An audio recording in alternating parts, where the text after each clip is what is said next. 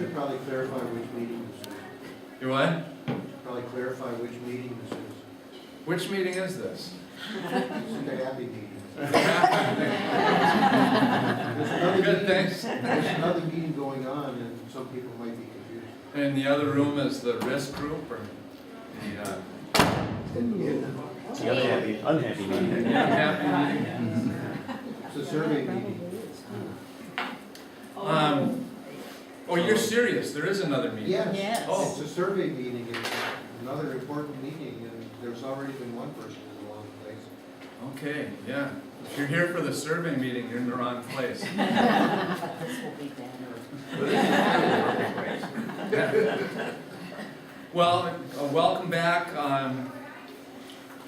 We've talked about happiness, tried to help you to begin to get your own definition of happiness. That's extremely important, so keep working on that. We talked about the difference between mediums, that is, things that you might like to do that make you happy.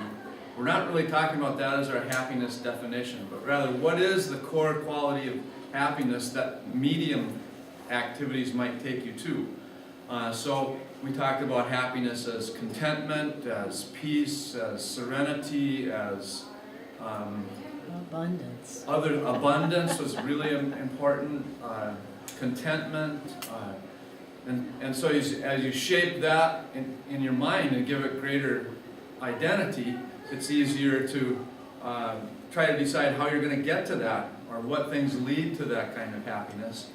Then we talked about the fact that in our culture, happiness is minimized a lot of times.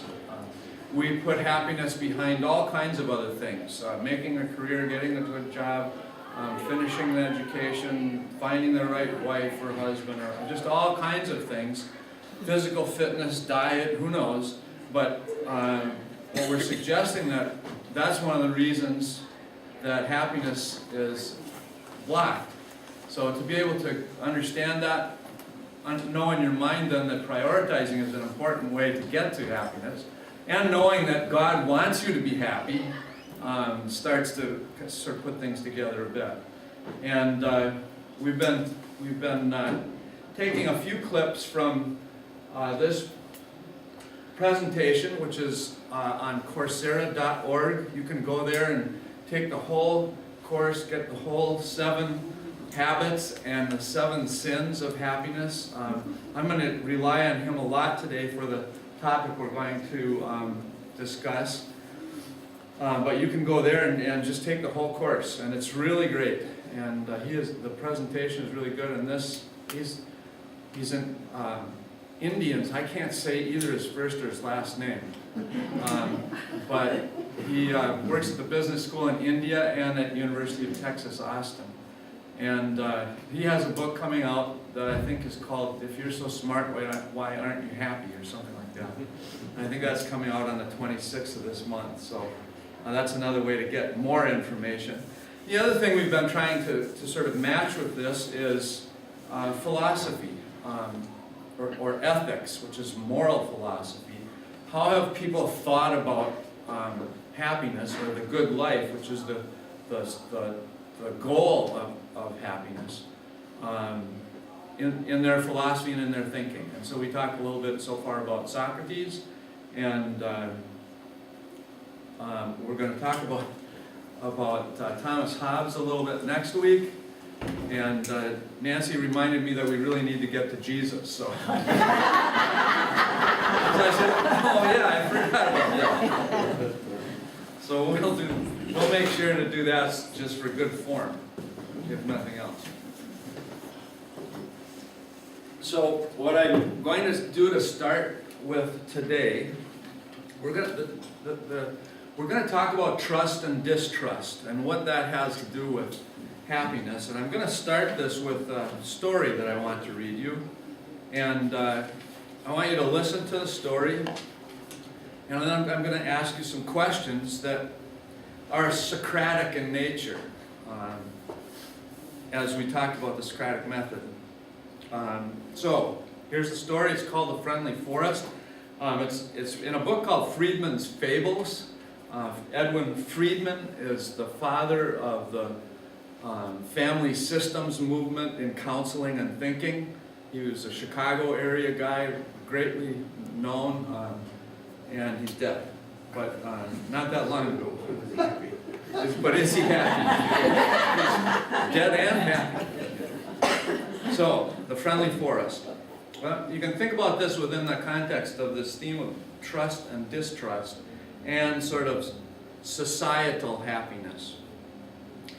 Once upon a time in the friendly forest there lived a lamb who loved to gaze and frolic about. One day a tiger came to the forest and said to the animals, "I would like to live among you." They were delighted, for unlike some of the other forests, they had no tiger in the woods. The lamb, however, had some apprehensions, which, being a lamb, she sheepishly expressed to her friends. But they said, "Oh, don't worry, we will talk to the tiger and explain that one of the conditions for living in this forest is that you must also let the other animals live in the forest." So the lamb went about her life as usual. But it was not long before the tiger began to growl and make threatening gestures and menacing motions. Each time the frightened lamb went to her friends and said, "It's very uncomfortable for me here in the forest." But her friends again reassured her, "Don't worry, that's just the way tigers are." Every day she went about her life. The lamb tried to remember this advice, hoping the tiger would find someone else to growl at. And it is probably correct to say that the tiger did not really spend all or even most of its time stalking the lamb. Still, the lamb found itself increasingly difficult to move the tiger or remove the tiger from her thoughts. Sometimes she would catch it out of the corner of her eye, but that seemed enough to disconcert her for the day, even if the cat went asleep. Soon the lamb found that she was actually looking for the tiger. Sometimes days or even weeks went by between an intrusive action, and yet somehow the tiger had succeeded in always being there. Eventually, the tiger's existence became a part of the lamb's existence. When she tried to explain this to her friends, however, they pointed out that no harm had really befallen her and that perhaps she was just being too sensitive. So the lamb again tried to put the tiger out of her mind. "Why," she said to herself, "should I let my relationship with just one member of the forest ruin my relationship with all the others?" But every now and then, usually when she was least prepared, the tiger would give her another start. Finally, the lamb could not take it anymore. She decided that much as she loved the forest and her friends, more than she had ever loved any other forest or friends, the cost was just too great. So she went to the other animals in the woods and said goodbye. Her friends would not hear of it. They said, "This is silly." They said, "Nothing's happened. You're still in one piece. You must remember that a tiger is a tiger," they repeated. "Surely this is the nicest forest in the world, and we like you really very much. We would be very sad if you left." Though it must be admitted that several of the animals were wondering what the lamb might be doing to contribute to the tiger's aggressiveness. Then said two of the animals in the friendly forest, "Surely this whole thing can be worked out. We're all reasonable here. Stay calm. There's probably just some misunderstanding that we can easily resolve if we all sit down together and communicate." The lamb, however, had several misgivings about such a meeting. First of all, if her friends had explained away the tiger's behavior by saying it was simply a tiger's nature to behave that way, why did they now think that as a result of communication the tiger would be able to change that nature? Second, thought the lamb, such meetings, well-intentioned as they might be, usually try to resolve problems through compromise. Now, while the tiger might agree to growl less, and indeed might succeed in reducing some of its aggressive behavior, what would she, the lamb, be expected to give up in return? Be more accepting of the tiger's growling? There was something wrong, thought the lamb, with the notion that an agreement is equal if the invasive creature agrees to be less invasive and the invaded one agrees to tolerate some invasiveness. She tried to explain this to her friends, but being reasonable animals, they assured her that the important thing was to keep communicating. Perhaps the tiger didn't understand the ways of the lamb. "Don't be so sheepish," they said. "Speak up strongly when it does these things." Though one of the less subtle animals in the forest, more uncouth in expression and unconcerned about just who remained, was overheard to remark, "I never heard of anything so ridiculous. if you want a lamb and a tiger to live in the same forest, you don't try to make them communicate, you cage the bloody tiger. That's the story. A few questions for you to try out. Why do you think animals try to excuse the tiger's nature and yet try to make the lamb be the one that makes the changes? Well, it's the elephant in the room. To address the issue takes effort and thought and change. The elephant in the room. Yeah. What would you call the elephant in the room?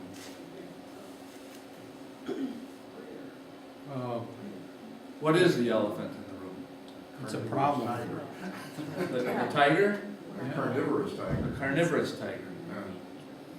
Why do you think in a setting like that, instead of getting the tiger to be somehow corralled, they asked the lamb to be more accepting of tigerishness?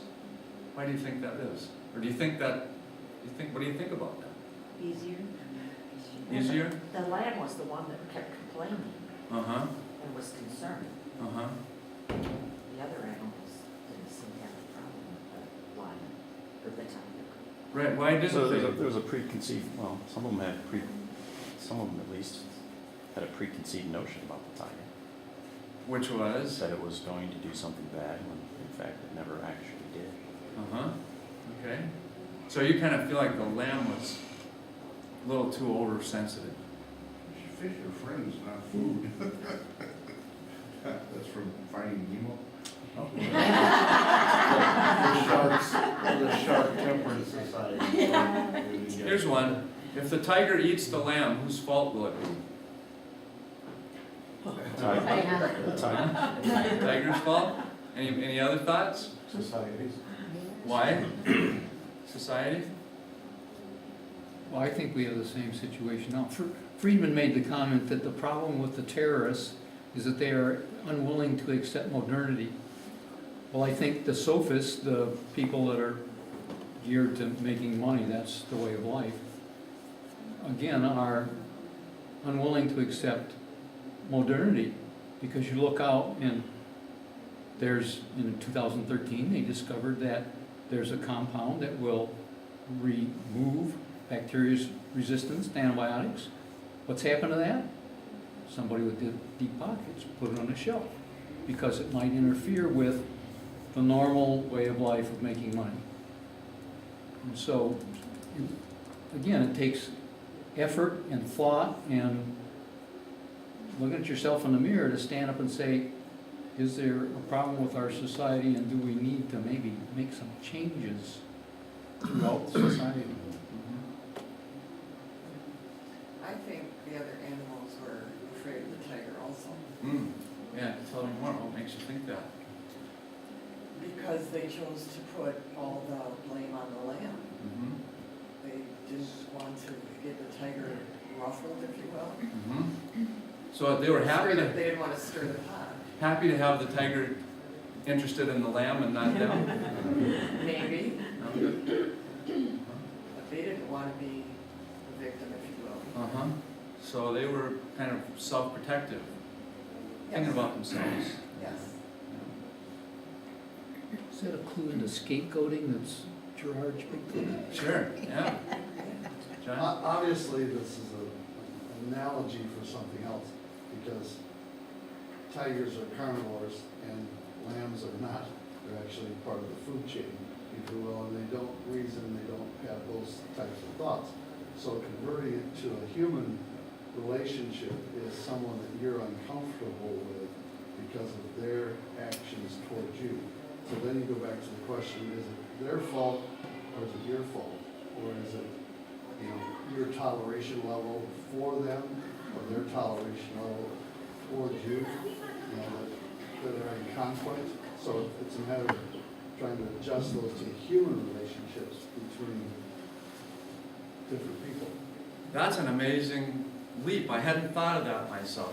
Sort of see it as a metaphor for human beings in relationship Yeah. and identify these characters there. That's an interesting idea.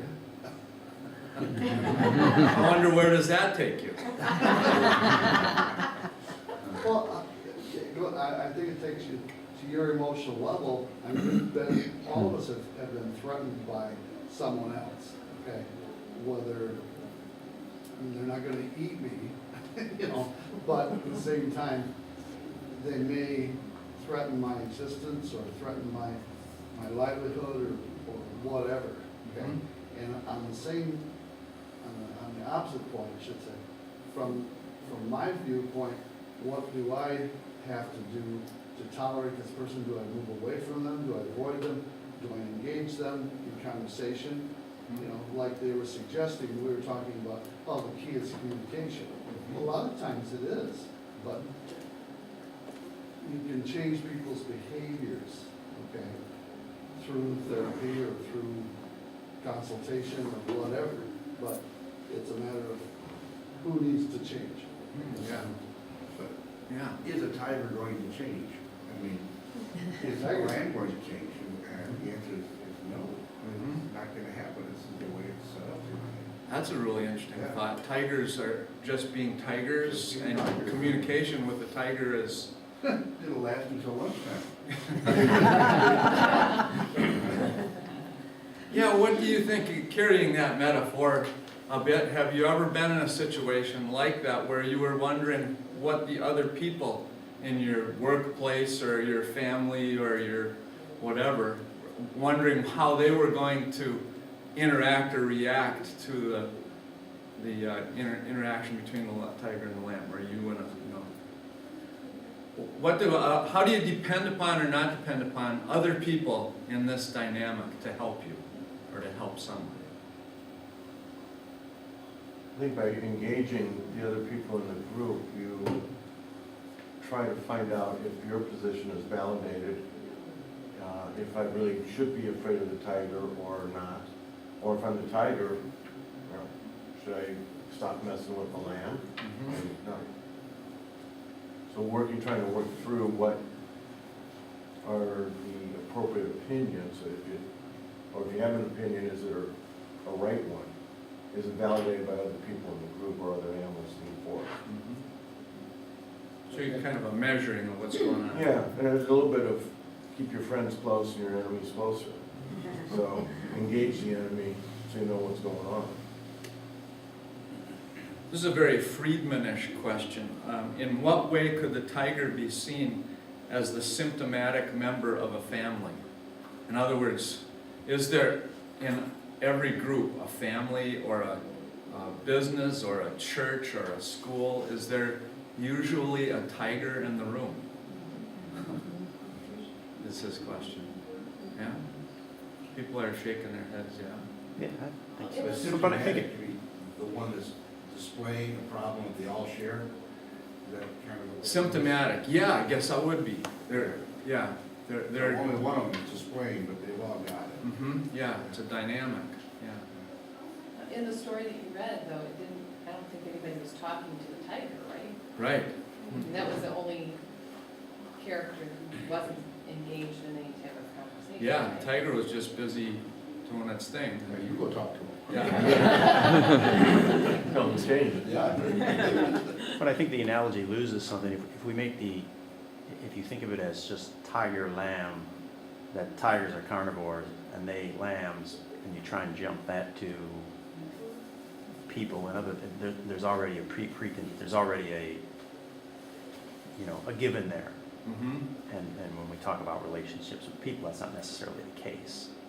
How does I it change? agree with that. How does it change when you deal with people?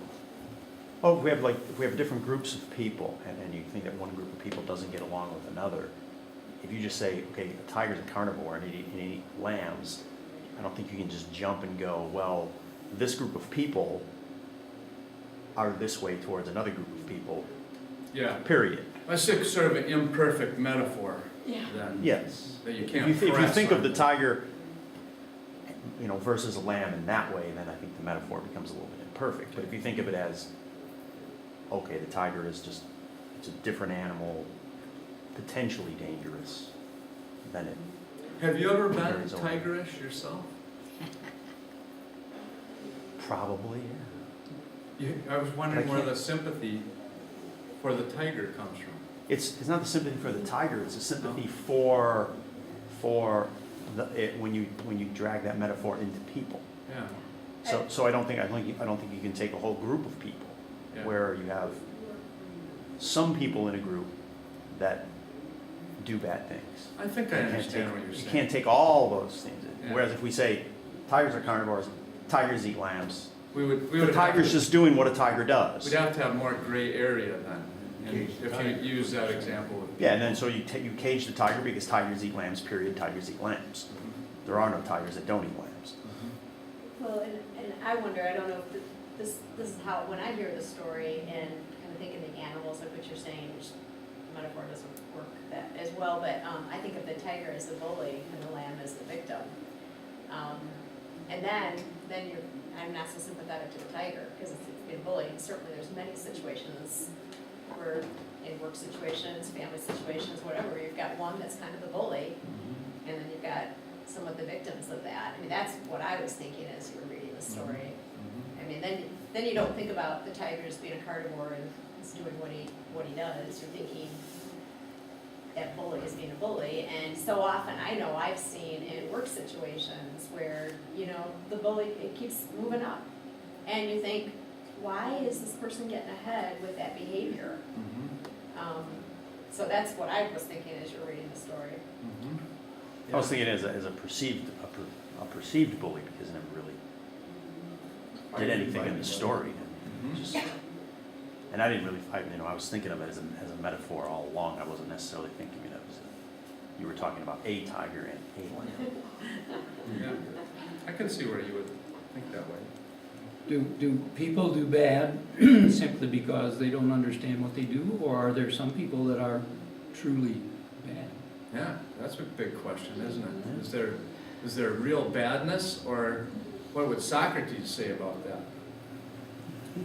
Well, he Didn't he say said- evil is ignorance? Yeah, he said evil is just ignorance, not bad. Yeah, you make another leap there. If you consider ISIS, okay, or ISIL, or whatever you want to call it, and they're typically portrayed as just, they're the tiger, okay? But yet they're part, I think, of a Muslim community, okay? So then, not all Muslims are tigers, okay? But some Muslims are tigers, okay? But they don't have any reason, like Socrates, you know, it's all evil. And then you look at the response in the room against the people or among the people, okay? We have a different mindset here because we don't necessarily radicalize ourselves in the United States. I mean, certainly you have the Ku Klux Klan, you have whatever, skinheads, you have different groups that are certainly radicalized. But we don't as a general population in the States either. So we're not all lambs, okay? Either, you know, we're a blend between all this whole thing. You know, there's a Donald Trump way of treating ISIS and there's a Hillary Clinton type, you know, not to be political, but there's different approaches on how you deal with these people. Sure. Well, you'd say interesting, you've taken the tiger and the lamb and gone all the way to ISIS and Donald Trump. Which one's the You tiger? know, which one is the tiger? You know, a lot of questions to ask. Why do groups seem to be sometimes giving strength to tigers, as you were mentioning? Sometimes that happens. Anyway, what I just wanted to lift up for you was a little conversation about trust and distrust, which is going on in this. And you can see that it has both individual level. It could, you know, it could pertain to a group like us, a family. It could pertain to a nation. It could pertain to international questions, because trust is a big factor in all of that, and distrust is as well. And so that's kind of an illustration. Societal trust has a great deal of effect on how happy a country is. And distrusting others gets in the way of happiness. There's a correlation then that is shown in research between trust and happiness, both on an individual level and on an interpersonal level and on a social level. And our author has said that this is the most important factor in country happiness. And we'll see a little bit of that in his comments, so I won't say much more about that. Trust is also evolutionary. As people grow and evolve, we generally advance in trust as a species. But distrust, I think, is hardwired in all of us. It's sort of the first response. So how can we proactively trust and be in trusting relationships is another issue that we're going to try and touch on today. Let's see. So the first thing I'm going to do then is show you this video, and that'll get us started. The big reason why trust is so important to us is because it mattered for our survival in our evolutionary past. If our neighbors and friends weren't fair, say for example, you couldn't trust them to return the meat or the vegetables that they borrowed from you, you would be doomed. By contrast, if you could trust the people around you, you could chill out, like this frog here. You wouldn't have to constantly watch your back. Instead, you could be confident that if you were ever to get into a sticky situation, others would have your back.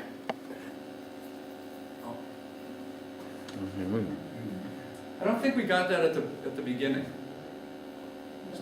See if you can start it up right at the start, and we'll see if we catch a little bit more. If you go on the screen, there's a. So, no wonder that trust. So we're down here on the. Pull that knot back.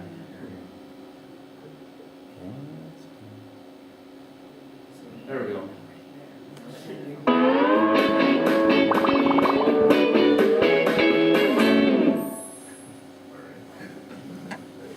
A daughter once asked her mom, "Mommy, what's it like to have the most awesome daughter in the world?" And the mother said, "I don't know, ask your grandmother." It's a true story. Aloha, my friends, and welcome to week 5 of Aloha, a life of happiness and fulfillment. I hope that you've been finding the course useful and interesting so far. We are now down to the last 3 happiness sins and the last 3 habits, and actually the last 2 exercises. So the end of the course is definitely in sight. In the first half of this week, I will be discussing the 5th deadly happiness sin, which is distrusting others. In a nutshell, this sin has to do with being more distrusting of others than one should be. It involves believing that others are distrustful until they are proven trustworthy. I'll soon get into why this is a sin, but first, let me briefly mention that the habit that corresponds to this sin, which is exercising smart trust. Exercising smart trust, as the name suggests, means trusting others in a way that maximizes the chances that you derive the benefits from trusting others, while simultaneously minimizing the chance that you get cheated or hurt, so that you don't go back to being distrustful of others by default. Now, returning to how distrusting others is a happiness sin, let me tell you about Professor John Helliwell, a professor emeritus in the Vancouver School of Economics at the University of British Columbia. Professor Helliwell has been studying the happiness of countries for a few decades now, and what he finds, he and his co-authors, including Robert Putnam, who's written a wonderful book on trust called Bowling Alone, what they have found is very interesting. They have found that perhaps the single biggest determinant of happiness of countries is how the citizens of the country respond to a question like, in general, do you think people can be trusted? It turns out that the more strongly the people of a country agree that the other people around them can be trusted, the happier the country. For example, in Denmark and Norway, 2 of the happiest countries in the world, close to 65% of the citizens believe that most people in their country can be trusted. Whereas in Greece and Russia, 2 relatively unhappy countries, the proportion is less than 30%. As you can see from this table, there's almost a perfect correlation between trust levels and happiness. The correlation is one of the most robust findings, as this graph which includes many more countries, shows. One of the reasons why interpersonal trust matters so much is because the economy functions better in societies in which there is a lot of trust, as this other graph shows. Imagine that you couldn't trust your mailman or your local grocer. Imagine that you could not trust your credit card company or your telephone company, which I'm sure is the case for many of us. You would naturally be more reluctant to do business with them. And your cost of doing business would also be higher, as this book by Covey and Link called Smart Trust argues. You would also need to be constantly vigilant when you're dealing with these entities. Perhaps you would need to hire a lawyer to protect your interests, which would increase your costs, of course. Things would be even worse if you couldn't trust your neighbors and friends.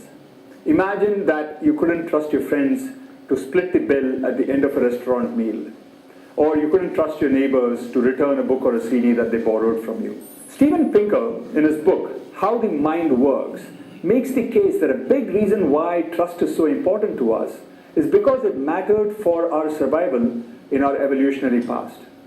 If our neighbors and friends weren't fair, say for example, you couldn't trust them to return the meat or the vegetables that they borrowed from you, you would be doomed. By contrast, if you could trust the people around you, you could chill out, like this frog here. You wouldn't have to constantly watch your back. Instead, you could be confident that if you were ever to get into a sticky situation, others would have your back.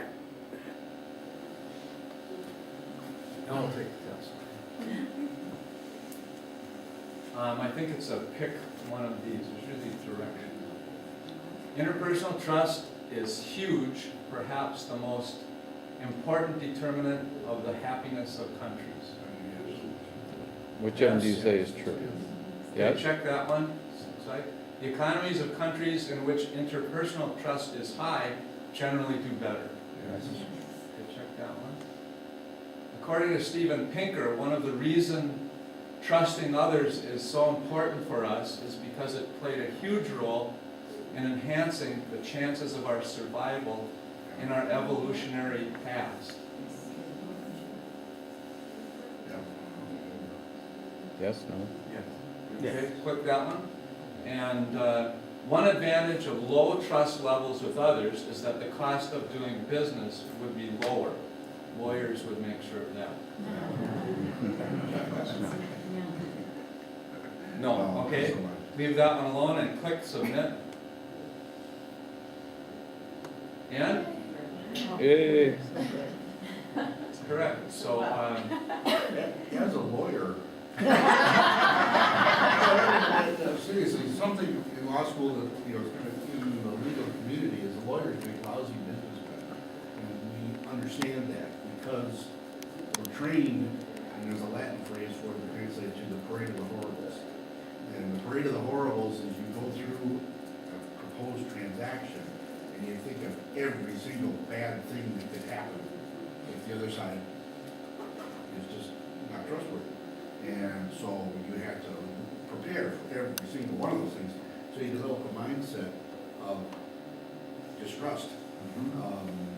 And that's what lawyers are for, is to try to see better than you what bad things can happen so that you can be forewarned and forearmed against those things. yeah. And in a big deal, that's important. But it works much better if everybody just goes on a handshake and works. Yeah, so why is that elaborate search taking place? Because sometimes people are distrustful. I mean, are untrustworthy. And in a big deal, that can be a life or death situation. Yeah. Whereas in small, everyday things like that, you learn to be you can trust and you can't trust. Sure. But people like to do business with their friends for that reason. So in this metaphor, the lamb had a lot more at stake than most anybody else in whether they were going to trust the lion or the tiger or not. So it's one of the balancing factors in deciding to trust other people is, well, if I trust, will I get hurt? And but if I don't trust, I lose the benefits of a trusting community. So somehow we have to figure all the time a balance between the two, don't we? How can we figure out who is trustworthy and who's not? Well, I think that's kind of the point of lawyers, though. I mean, I an auditor out of college, and it's similar Same kind of thing, training, you know, you're looking, but I think the role that you play in society is you are trying to equalize that trust factor, right? You've got two parties working together, they're not quite sure if they trust each other, so they kind of send in a third party to sort of evaluate the risks and determine if there is things that, or neutralize those issues that could be a trust issue, to create something that comes out of it that imparts trust, I guess. So I think that's kind of been like the mechanism that has tried to fix that flow. And unfortunately, the people that are trained to do that in the middle, you know, you suffer a little bit because you're trained in a way to kind of always look for, you know, things that need fixing versus always looking for things that are just fine. There's another axiom that every contract, written contract, there's a duty of good faith is implicit in every contract. Just because you have a contract doesn't mean that you're allowed to play gotcha. And the judges are supposed to mediate that. It does finally come down to an ability to trust, because if you don't have it, even when you have a long agreement that's been signed, you still have to have that dimension of trust there, or nobody knows what's really gonna happen. There's always the TV view of the lawyers. They're the ones who are looking at that law agreement, trying to find the gotcha clause or the hole through it. That's not really the way it works, or it's not the way it's supposed to work. Yeah, so we're gonna start trying to talk about what he calls smart trust, which is trying to put those two in balance to figure out how one might engage in a more trusting relationship in your life, because to trust brings happiness, and to distrust destroys happiness. So we're gonna go to the next video, I think, which is, You don't want to continue this one? oh yeah, let's continue this. So, no wonder that trust is so important to us. But the question is, what can you do to build trust and to be in trusting relationships? He said, That's the question to which I will turn in the next lecture.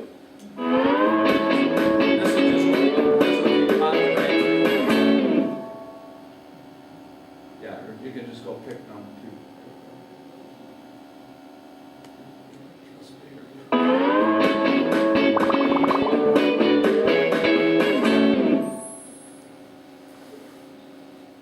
I was once at a cricket game and the batsman hit a terrific shot.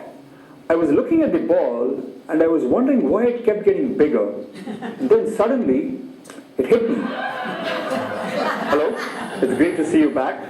In the last lecture, I provided you with some evidence that trusting people can provide a big boost to your happiness levels.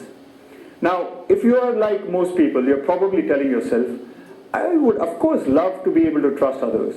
But the problem is that people are not trustworthy. And I don't want to be the one to stick my neck out and get hurt. So, let me share with you some findings on what happens if you do stick your neck out and trust others. Imagine that you're part of a study in which you're paired with somebody else. You and your partner are kept in separate rooms, and you're told that you will never get to meet each other as part of the experiment. The experimenter gives you both $10 and tells you that you get to act first. You must decide whether to send your money over to your partner or not. If you choose not to send the money, the game is over. Both you and your partner walk out with $10 each. If you choose to send the money over to your partner, however, the experimenter will quadruple the amount for your partner, so that now he will have $10, the original $10, plus 4 times 10, so $40, so 10 plus 40, $50. Your partner can now either keep all the money, which means that he walks away with $50, leaving you with nothing, or he can send half the money back to you, which means that each of you now would end up with $25. Imagine that you've given all this information before you're asked to make a decision. You have to decide whether to send the money over to your partner or not. What would you do? You don't have enough information. So if you were a participant in the experiment, well, what would you do? Send $10 to the partner or not send dollars to the partner? It didn't give you the scenario of each sending $10. Yeah. No, well, I'm not but it is what it is. Let's skip this. Just continue. The point is, Yeah. the point is. Decision would, of course, Trust happens to be depend paid. on how much you trust your partner. If you send him the money and he doesn't reciprocate, you would go home empty-handed. But by sending him the money, both you and your partner now stand to make $15 more than you otherwise would. In this situation, it's easy to take the cynical point of view that you should not send the partner the money.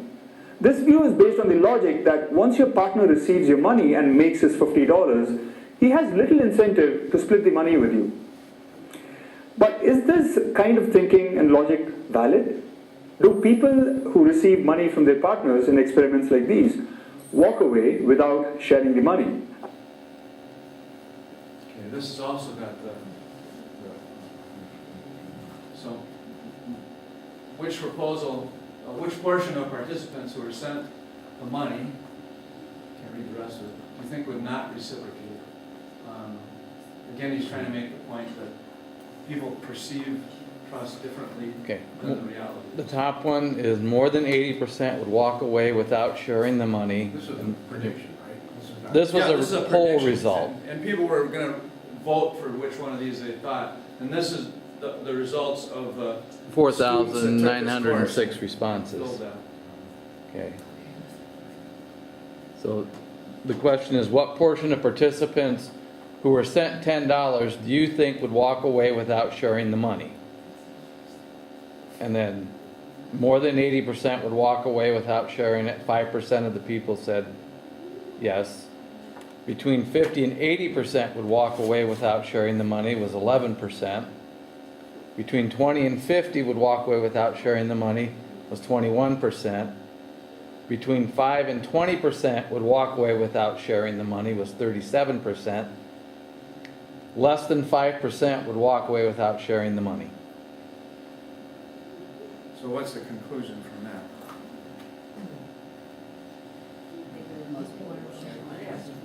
That most people, 80% most people would think share that the most money. people would share the money. Yeah. Okay, let's move on. It turns out a vast majority, 95% of participants, believe it or not, don't walk away. Rather, when you trust them, they end up sharing the money. In other words, people who are trusted, it turns out, tend to behave in a trustworthy fashion. Researchers have even found that there is a biological reason for this. When you trust others, a hormone called oxytocin is released. Some researchers call this hormone the trust molecule. It's the same molecule that gets released when two people are in love with each other. It's also the same molecule that gets released when a mother is feeding her baby. And because this hormone gets released when you trust others, they generally tend to repay your trust with trustworthy behavior. This suggests that if we could somehow proactively trust others, in other words, if we could somehow trust them without really knowing whether they are trustworthy or not, we would build a culture of mutual trust. In other words, given how trustworthy people seem to be based on this Swiss experiment, it seems like a good idea to trust others proactively. So the problem most of us run into with this idea is that we are hardwired to be more distrusting than trusting of others, particularly strangers. And there's a good reason why we are hardwired this way. It is more dangerous to be trusting than it is to be distrusting. As Jonathan Haidt argues in his insightful book, The Happiness Hypothesis, imagine that you were designing the mind of a fish. Would you, as the designer of this fish, have this fish respond as strongly to opportunities, say for example, the opportunity to eat a yummy looking fish, as you would to threats, say a yummy looking but dangerous fish? No way, right? Here's what Jonathan Haidt says in his book, and I quote, "The cost of missing a cue that signals food is low." In other words, the cost of missing eating out on something that looks yummy and actually turns out to be good food is low. Odds are that there are other fish in the sea, and one mistake won't lead to starvation. But the cost of missing the sign of a nearby predator can be catastrophic. So even though people are actually trustworthy, particularly if you've just trusted them, as we saw in the trust game that I just described, Many of us can't bring ourselves to trust others proactively because we are hardwired to be distrustful. But sometimes we get lucky and we meet someone who's proactively trusting, and these experiences provide us with an opportunity to personally experience what would happen if we could all somehow overcome our instinctive distrust of others. I had such an experience when I was a kid. I was about 10 years old at that time. And So he's raising this question of whether proactive trust, choosing to trust someone first, is effective in returning trust and creating a trustworthy environment in which to live. And presuming that that would be a pretty nice life if you had people around you that you trusted and that trusted you. But proactive trust is difficult because you don't know who's trustworthy. So one of the ways of working with that, for example, for those of us who live in a first world, and we can try a lot of things that won't hurt us as bad as someone who's right now today in a refugee camp in Lesbos or something. They're going to have a whole different situation. But we have the luxury of being able to experiment, with that ourselves. So I'm going to give you this little scale that you can use to measure your own trustworthiness or your own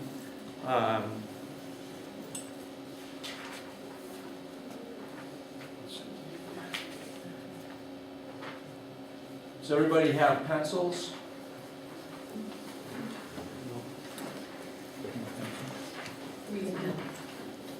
What? Okay. Yeah, of course, yeah.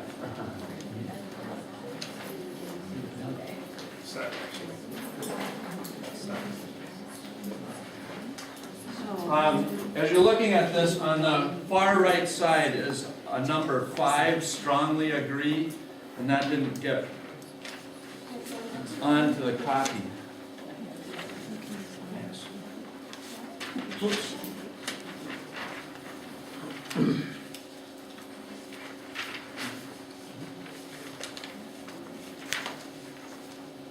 And this is a survey that's been used for thousands of people that we can use to compare our own individual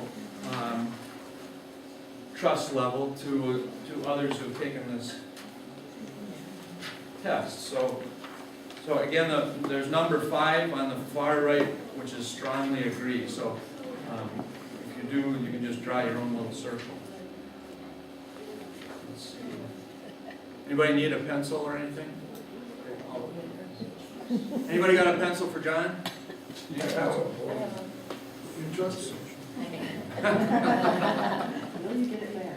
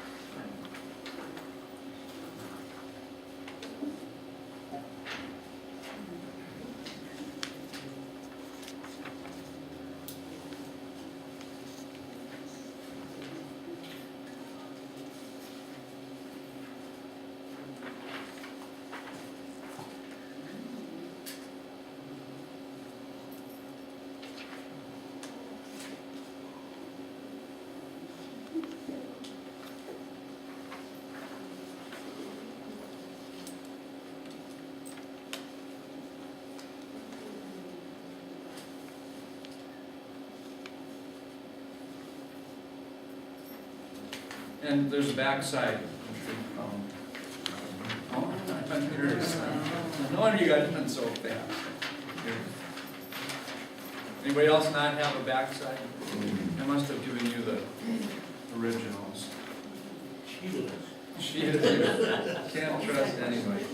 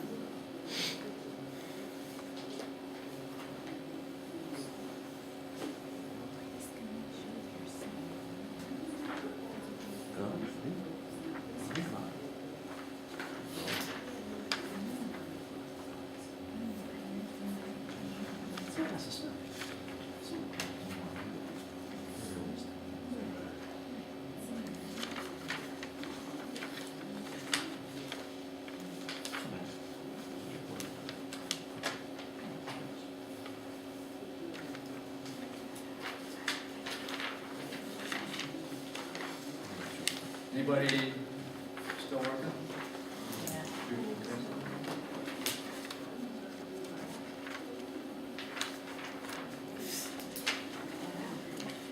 If you're done, you can add up your scores. So, you know, if you had a 4 on number 1 and a 3 on number 2, just add the 4 and the 3 all the way through to get a total for your, all of your responses.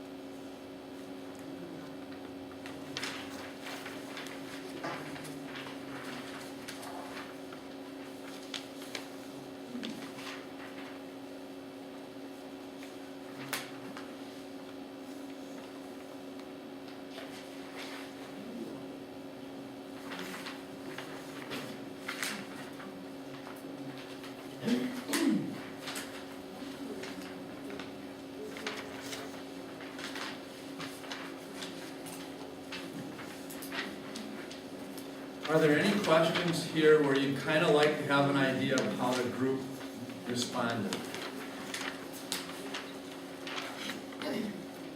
How other people responded?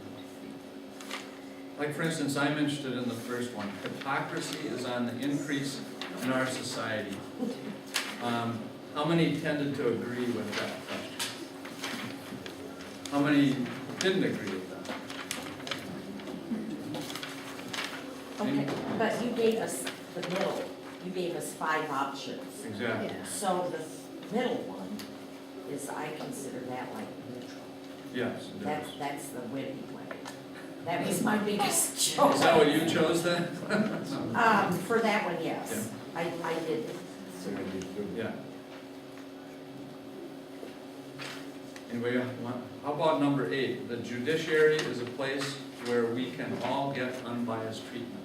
You know, I can't ask all 5 probably. Well, I suppose I could. How many people have strongly agreed with that? Okay, how many people mildly, no, oh, I'm sorry. How many people strongly disagreed with that? Okay, mildly disagreed. Agreed and disagreed equally. Okay, mildly agreed. Okay, and strongly agreed. Interesting.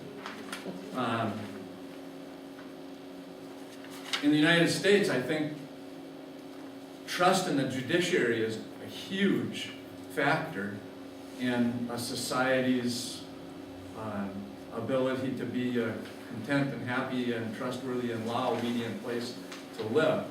And that's why I think when the Supreme Court makes a decision, it doesn't have an army. You know, there is no legal enforcement behind the Supreme Court. So in a democracy, it depends upon people's believing that the court is trustworthy in order for the court to be effective in the society. If people don't believe that, they may choose not to obey whatever law has come forward, which creates a chaotic society. So just especially there, I think, we don't often understand how important that organization is to the United States, and especially when people start making the court a partisan politics, a place to, you know, have foreign. It's supposed to be a neutral place for decisions that everybody trusts because it's part of the. So trust is really crucial with that. Can I throw something in there? Yeah. Company that my client tried to do business in Mexico, U.S. company, and found that in Mexico, culturally, you don't do business with people you don't know. You don't have a deal with somebody who hasn't been to your house for dinner. And the judiciary is just the same way. And there is built-in, and people try to be honest and trustworthy, but they don't trust the other guy at all, unless he's their uncle. You know, and he's got to be your uncle. So the downside of the trail in that situation is horrific. And I mean, just in terms of knowing who owns property, there are 3 different valid title chains for either property leading through Mexico and France, and you know, and land grants or wherever. And they don't speak the same language. I'm not talking English and Spanish. I'm talking, it's just not the same. And the value of what you said is absolutely true. You have to have an unbiased and trustworthy judiciary for people to make deals, to be that third party, and in places where they don't have them, which is most of the rest of the world. It's Very chaotic. It's terrible. Just for your own information, if you had a score of less than 65, you are, compared to others, low in the trust category. If you had a score somewhere between 66 and 76, you're average. And if you are over 77, you have a high level of trust with other people.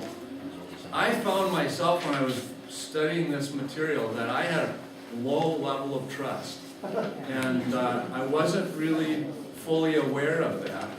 And so I tried in little ways to be aware of that. For example, if I'm standing in a line at the grocery store and the lady, 2 people in front of me, you know, does one of these things where they have to send for the manager, and then you're going, oh, you stupid idiot.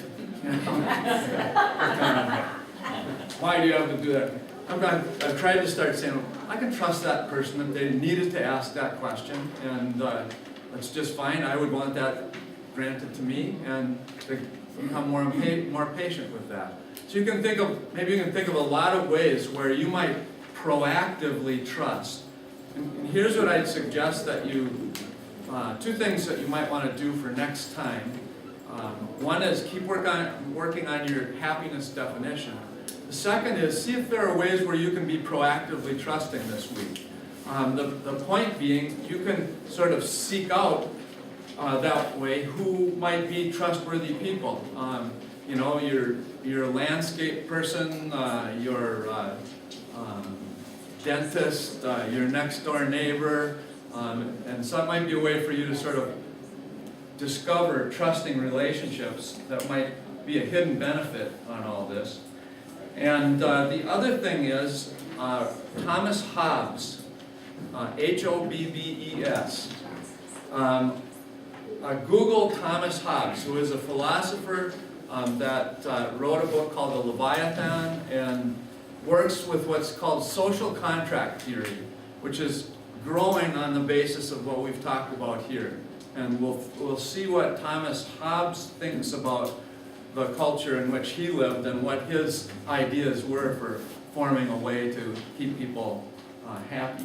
So, you know, just Google them and look at any stuff you can find. If you see something on social contract, read that. If you see a little film clip on it, take that. Just try to get familiar. There's lots of stuff. Do Wikipedia with it.